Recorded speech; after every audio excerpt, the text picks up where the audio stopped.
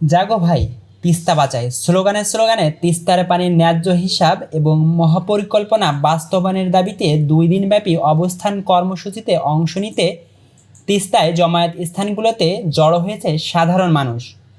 রংপুর বিভাগের 5 জেলায় তিস্তা চুক্তি ও মহাপরিকল্পনা বাস্তবায়নের দাবিতে বৃহৎ আন্দোলন করছে তিস্তা নদী রক্ষা আন্দোলন। দুপুর থেকে টানা 48 ঘন্টা লাগাতার কর্মসূচি পালন করা হবে। এর মাধ্যমে তিস্তাপাড়ের মানুষকে ঐক্যবদ্ধ করে অন্তর্বর্তীকালীন সরকারকে দাবি বাস্তবায়নে চাপ প্রয়োগ সহ বিশ্ব পরিমণ্ডলে তিস্তার দুঃখ তুলে ধরা হবে।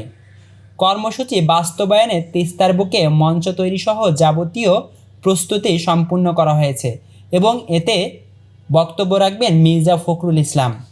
জানা গেছে, কর্মসূচির অংশ হিসেবে তিস্তা নদী বেষ্টিত লালমনিরহাট, কুড়িগ্রাম, নীলফামারী, রংপুর ও গাইবান্ধা জেলার 11টি পয়েন্টে সমাবেশ, পদযাত্রা, সাংস্কৃতিক পরিবেশনা করবে তিস্তা নদী রক্ষা আন্দোলন কমিটি। এর মধ্যে রংপুরের কাউনিয়ার রেল সেতু ও গঙ্গাচড়া মহিপুর বাজার সংলগ্ন তিস্তা নদীর বুকে রংপুরের কর্মসূচি পালিত হবে। এর আগে রোববার সকালে মহিপুর তিস্তা কর্মসূচিকে ঘিরে 3টি বড় বড় প্যান্ডেল করা হয়েছে।